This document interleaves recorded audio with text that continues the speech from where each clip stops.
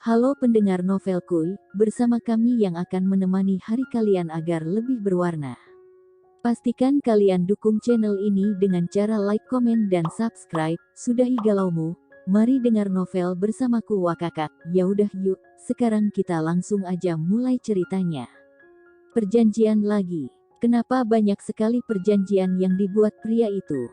Nisa membaca hati-hati setiap hal yang tertulis di dalam perjanjian. Mencoba menelaah setiap hal yang terkandung di dalamnya.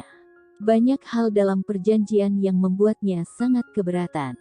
Seperti misalnya dia mendapatkan uang kompensasi. Dia tidak membutuhkan uang itu. Yang dia butuhkan hanyalah cara agar dia bisa tetap melahirkan bayi itu tanpa sepengetahuan ibunya. Sepertinya dia harus menghubungi asisten laki-laki itu untuk mengajukan keberatannya. Nisa mencari-cari kartu nama yang diberikan asisten itu. Setelah mendapatkannya, Nisa berusaha menghubungi nomor itu melalui telepon rumah sakit. Ponsel dan tasnya mungkin masih di loker kantor. Dan dia tidak memiliki cara lain selain menghubungi asisten itu melalui telepon rumah sakit.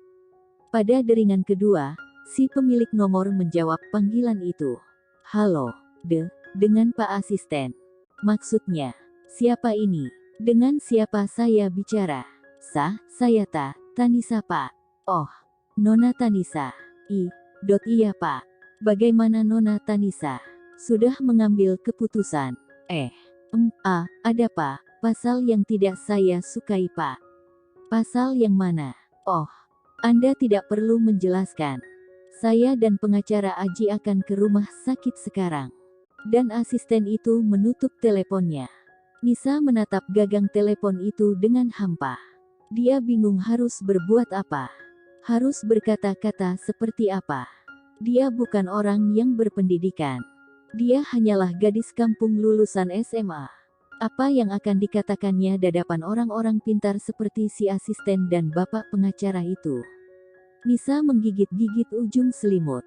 Bolak-balik membaca pasal per pasal itu dengan hati. Banyak dari pasal-pasal itu yang sungguh-sungguh tidak disukainya. Beberapa saat kemudian, terdengar ketukan pintu di kamarnya. Tanpa aba-aba dari dirinya, pintu kamar itu pun terbuka. Masuklah asisten direktur dan pengacara Aji ke dalam ruangan itu. Nona Tanisa, kita bertemu lagi. Pengacara Aji menyapa sembari mengulurkan tangannya. Namun karena takut Nisa tidak menyambut uluran tangan itu. Baiklah. Sepertinya Nona tidak senang berjumpa dengan saya. Sekarang bukan saatnya berbasa-basi Pak.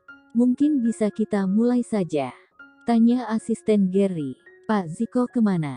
Sepertinya kita membutuhkan kehadiran Pak Ziko untuk mencapai kesepakatan ini.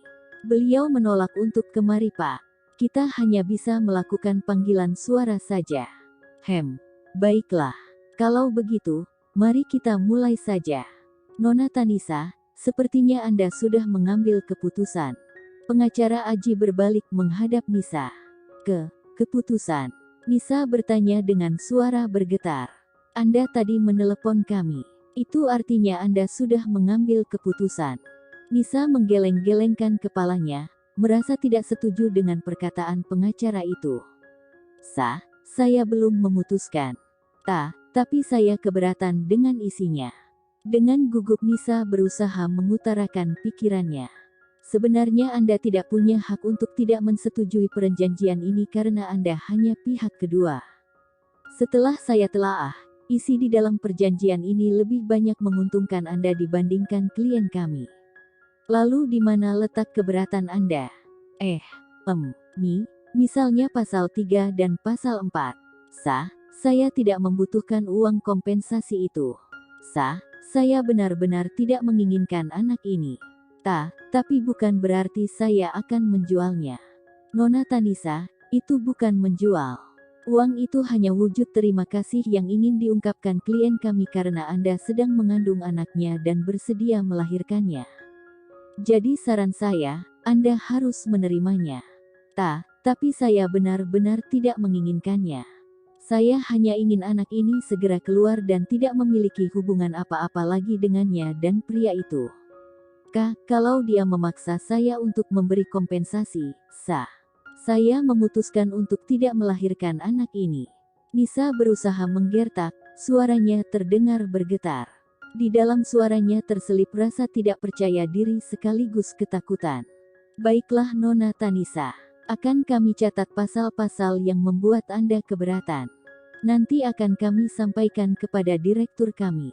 Ada lagi, itu, saya keberatan bila harus tinggal satu atap dengannya. Saya takut. Saya tidak ingin tinggal dengannya. Saya lebih baik bunuh diri bila harus tinggal dengannya. Suara Nisa pecah, dia mulai terisak. Tubuhnya bergetar ketakutan. Membayangkan harus tinggal bersama pria itu membuatnya sangat ketakutan. Dia benar-benar tidak ingin tinggal dengan pria itu. Pengacara Aji dan asisten Gary saling bertukar pandangan. Asisten Gary menganggukkan kepalanya, memberi kode jawaban untuk pertanyaan pengacara Aji. Baiklah Nona Tanisa, kami akan mempertimbangkan permintaan Anda. Ada lagi yang lain. Nisa menggeleng-gelengkan kepalanya. Dia kembali menyembunyikan wajahnya di balik lengannya. Pertanda ingin mengakhiri pembicaraan. Baiklah Nona, kami akan menyampaikan keberatan Anda kepada direktur dan merevisi perjanjian ini. Kalau begitu, kami pamit dulu. Bagaimana hasilnya? Dia mau menyetujuinya. Mohon maaf Pak, sebagian besar Nona Tanisa menyetujuinya, tapi ada beberapa pasal yang membuatnya keberatan. Dia mengancam tidak akan melahirkan bayi itu bila kita tidak memenuhi permintaannya. Pasal yang mana? Ziko mendelik marah. Dia sudah berusaha mengatur perjanjian itu sedemikian rupa agar lebih menguntungkan gadis itu. Kenapa masih ada pasal yang membuatnya keberatan? Apa uang kompensasi yang ditawarkannya masih kurang besar? Haruskah dia menaikkan uang kompensasi? Dia tidak menyetujui pasal 3, 4 dan 5 Pak. Pasal apa itu? Bacakan. Pasal 3 dan 4, mengenai uang kompensasi Pak. Dia keberatan mengenai pemberian uang itu. Dia tidak ingin mendapatkan uang itu. Dia mengancam tidak akan melahirkan bayi itu bila permintaannya tidak dipenuhi. Kemudian pasal 5 mengenai tinggal satu atap Pak. Dia tidak ingin tinggal satu atap dengan Bapak. Dia mengancam akan melakukan bunuh diri bila harus tinggal dengan BRAAKK. Ziko meninju meja kantornya. Terlihat buku tangannya mulai berdarah. Tubuhnya bergetar karena menahan amarah. Ada lagi? Tanyanya dengan suara berat. Pukul 12.52, tidak ada Pak. Kamu boleh keluar. Tangan Bapak berdarah. Saya panggilkan tenaga medis. Tidak perlu. Kamu keluarlah. Ziko melambai-lambaikan tangannya. Baik Pak. Asisten Gary mematuhi perintah Ziko. Dia segera keluar dari ruangan itu. Sekarang yang tinggal di ruangan itu hanya Ziko dan kemarahannya. Berani-beraninya wanita itu akan mengancam bunuh diri hanya karena tinggal dengannya. Semenakutkan itukah dirinya? Sebejat itukah? Bila harus memilih, dia juga tidak ingin wanita itu tinggal bersamanya. Tanda seru. Dia membuat pasal itu karena khawatir dengan kondisi anaknya saja. Dia tidak ingin anaknya harus tinggal di kosan bobrok dan kumuh itu. Dia ingin anaknya mendapatkan segala yang terbaik meskipun masih di kandungan. Karena itulah dia memutuskan untuk membuat wanita itu tinggal di sampingnya, agar ia lebih mudah memantau pertumbuhan bayinya dari dekat. Tidak disangka niat baiknya malah dibalas seperti ini. Bila tidak mabuk, dia juga tidak akan pernah menyentuh wanita itu. Wanita itu di bawah levelnya. Dari segi manapun tidak ada hal dari wanita itu yang membuatnya tertarik. Wanita itu berbeda 180 derajat dari tunangannya, mantan tunangannya. Lalu apa yang harus dilakukannya sekarang?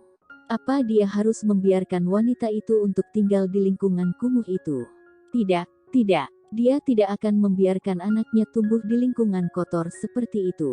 Apa dia harus membeli sebuah rumah dan membuat wanita itu tinggal di situ? Tapi, kalau dia melakukan hal itu wanita itu tetap akan sendirian.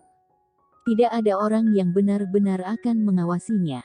Hal apa yang harus dilakukannya agar wanita itu bisa tinggal di lingkungan yang bersih, diawasi oleh orang-orang kepercayaannya sekaligus jauh dirinya? Lama Ziko memikirkan kemungkinan itu. Otaknya berputar dengan cepat. Kemudian, seolah-olah mendapatkan suatu wangsit, Ziko menepukkan kedua tangannya. Ya, terima kasih sudah mendengarkan novel Kui. Pantengin terus channel kita dan jangan kemana-mana, nantikan episode selanjutnya, dijamin pasti seru hehehe.